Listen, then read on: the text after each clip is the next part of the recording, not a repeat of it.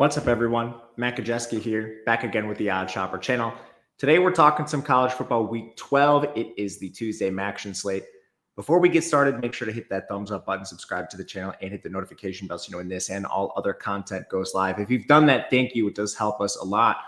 And we are brought to you by Bet365. They have a deal right now where you can bet $5 on any game, side or total. It doesn't matter. And you are getting $150 in the form of bonus bets. And better yet, if you head over to Odd Shopper, you go up top and click the Tails, you'll see a section that says, get Tails Marketplace for free. Basically, what you do is you'll go down, take advantage of one of these offers. There's a lot of them, including that Bet365 offer we just talked about. Hit this claim offer, take advantage of the promo, then you just follow these steps. And in addition to that offer, so the $150 in bonus bets, you're also getting one free month of our Tails Marketplace. There's a lot of creators in there, myself, Ben Raza, and you can do this multiple times. You do Bet365 and BetMGM, boom, there is 2 months. It's the best deal we've ever done, so make sure you take advantage of this before it is gone. Of course, if you or someone you know has a gambling problem, please call or text 1-800-GAMBLER. You must be 21 or older to play. All right, I'm going to bring you to our Odd Shopper live odds screen to talk some Maction. As usual, normal disclaimer with Maction. This is the most volatile conference outside of maybe Conference USA. There's a lot of upsets, and the injury reporting is very dicey. One thing the MAC has instituted this year is injury reports pre-game. Those are helpful, but sometimes they list players questionable, and there's not a reliable reporter on the field to tell us whether or not they are playing. Some teams are better than others, but make sure you have Twitter on and whatnot. All right, behind the glass we go. We'll start things off with Central Michigan taking on Toledo. This game has about a 14.5-point spread in most sites, most books, and the total in this game is 50.5. It's a tough game to handicap because Central Michigan might straight up just be on their fourth-string quarterback at this point. Pace in this game is okay. Central Michigan is 71st. Toledo is 19th. Toledo is increasing their pace just week over week. Central Michigan is decreasing theirs, and that makes sense. They are on a fourth-string quarterback. They lost Joe Labus. They lost Bert Emanuel.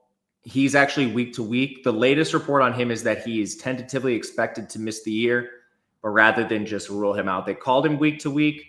If he ever returned, I would have a ton of interest in Central Michigan, but I just don't think we get that. Tyler Jefferson, their third stringer, he was benched after completing one pass. And then they moved to fourth stringer, Jaden Glasser, who looked actually pretty good out there. Glasser, 67% completion, 16.5 yards per attempt, 2 touchdowns, no picks, ran a little bit. Jefferson definitely looks like the more mobile signal caller, but he literally cannot throw a forward pass. But that's how this team has gone. In the early part of the season, they were pretty frisky because they had competent quarterback play. And since they've had to play Jefferson, this team has been entirely inept. It's not like the offense does whoever plays signal caller a decent job. I mean, the infrastructure is bad. 125th in pass blocking, 114th in run blocking, can't block anyone. They're missing a lot of receivers. Tyson Davis, Stephon Bracey, even Evan Boyd was out of their last game. Those guys were all expected to be contributors at the beginning of the year. 2 of them were starters. Varshawn Bailey, left tackle's been out. It's been a complete mess for this team offensively. And that shows. Now you're playing the best defense in the MAC. Toledo is 15th overall.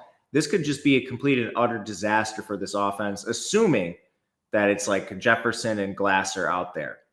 On the other side, Toledo, they have been up and down offensively, and a lot of this just comes and goes with Gleason.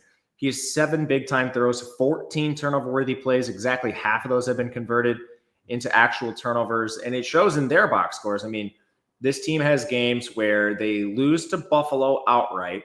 They beat then Northern Illinois, who's one of the better teams in this conference. You lose outright to Bowling Green. Then you beat Eastern Michigan and dismantle them. A ton of Toledo season has gone this way. It extends all the way back to like Western Kentucky, which just brings a lot of volatility. But this team is healthier. They did have 2 offensive line injuries in their last game. Jacob James at center and Alan Jones at tackle. Defense, they were without Jadarius Perkins at corner, Emmanuel McNeil Warren at safety, but still this team is healthier than what Central Michigan has at this point. And the offense comes and goes as Gleason goes. The Central Michigan defense isn't great. They're 80th. 72nd in run defense, 107th in coverage. So I still think you should be able to get Toledo to score in this game, especially because they have good receivers. That's really what's propping them up. In Gleason's defense, this O-line is also bad. 119th in pass blocking, 114th in run blocking. But they're just the better team across the board. Offense, defense, it's really hard to fade them at this point. And they're playing fast, which benefits them in a spot like this. This is my least favorite game to bet. It's a Toledo or pass for me. Central's taking money. I can't bet Central until I know who is playing quarterback for this team. Second game up is Western Michigan taking on Bowling Green. This is about an 8.5-point spread in most areas. 58 total. That's come down a little bit as 58.5 earlier this morning. I'm recording this on Monday around midday. This is a fun game, probably just the most exciting raw football that we'll see on Tuesday night. Western Michigan has been dynamic on offense, but they are an absolute sieve on defense. I'll start with injuries. On offense, they're just missing Bugs Mortimer and Chris Tuttle. That's a receiver and a tight end. Mostly depth pieces. They got back Sambucci and Womack now, so they're fully healthy at receiver. Buckley's back at running back. Bowling Green has been without R.J. Garcia, the Kansas State transfer, Jalen Tillman. They've been out a couple guys on defense, but nothing new. So it's kind of the Bowling Green we've seen for a few weeks now. But I'm interested in Western Michigan. I think this might be the best offense Bowling Green has played since they played some P4 teams in non-con. So they played Drew Aller and Penn State, Marcel Reed and Texas A&M.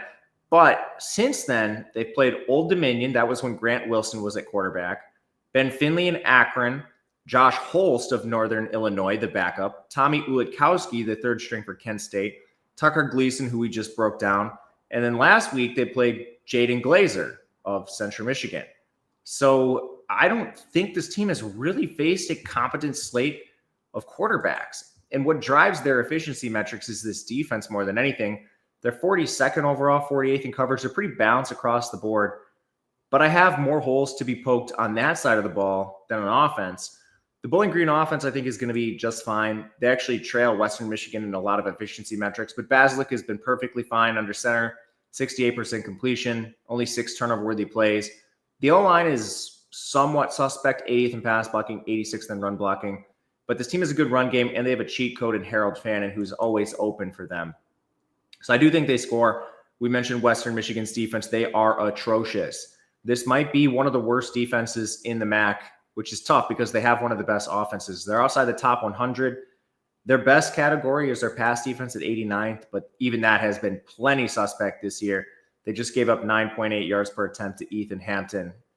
Plenty of data points like this all year. The only quarterbacks they've really had success against, funny enough, Tyler Van Dyke in week 1 and Tommy Ulitkowski for Kent State. Everyone else has been at least 7 yards per attempt, and the only one below 8 was Stone Earl, in addition to the list we talked about. So this is just a horrifying defense.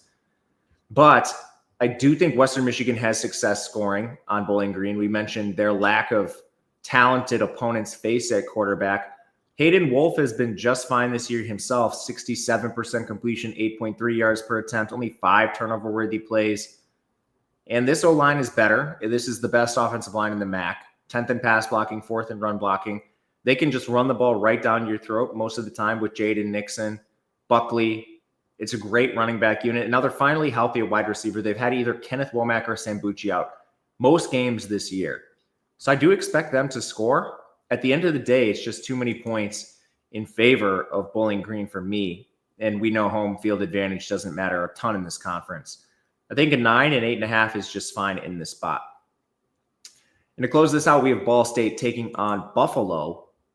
This game might actually be the most interesting. I don't think it'll be the most exciting. Bowling Green and Western probably scores the most points. But this game, there's a lot on the line. The spread is about 4.5, 5 points in most spots. The total in the game is 53.5. Interesting total. Ball State's 89th in pace. Buffalo is 33rd. Not too much changing between that game in, game out.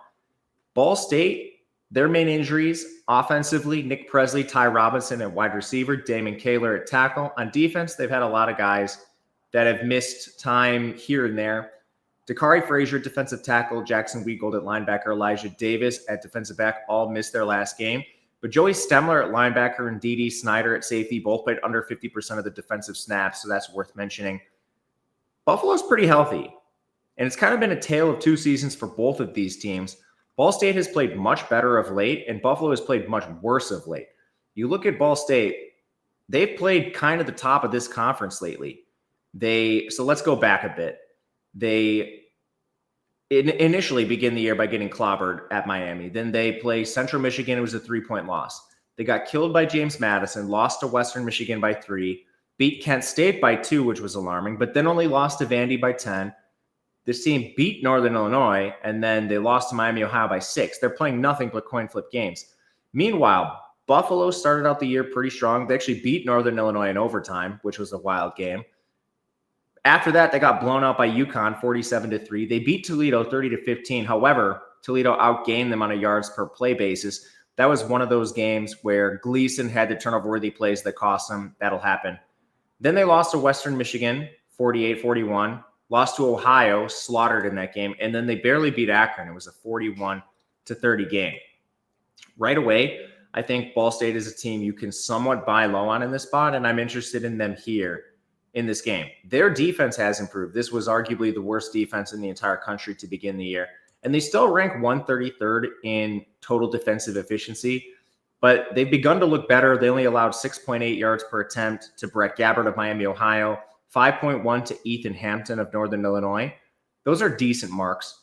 Meanwhile, the Buffalo defense has gotten worse. It's almost the polar opposite. They're 49th in total defense, but they allowed 9 yards per attempt to Ben Finley, 12.2 to Parker Navarro of Ohio, 9 to Hayden Wolf of Western Michigan.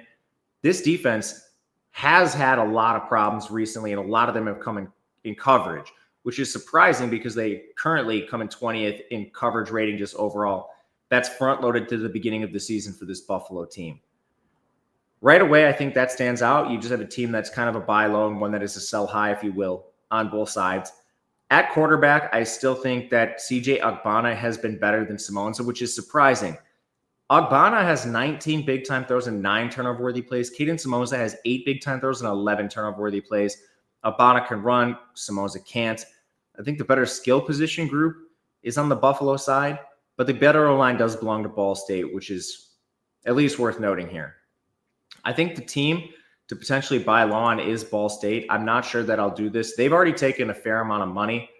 The other thing I think you could do is just look to the under in the game potentially, with both offenses struggling at times throughout the year. That always going to scare me with Ball State's defense, but is what it is. That'll do it for us today. We'll be back tomorrow with more Maction. Until then, good luck. Leave a comment below if you have one. Reach out on Twitter. My DMs are open at Matt_Gajewski. Otherwise, we'll catch you next time, and good luck.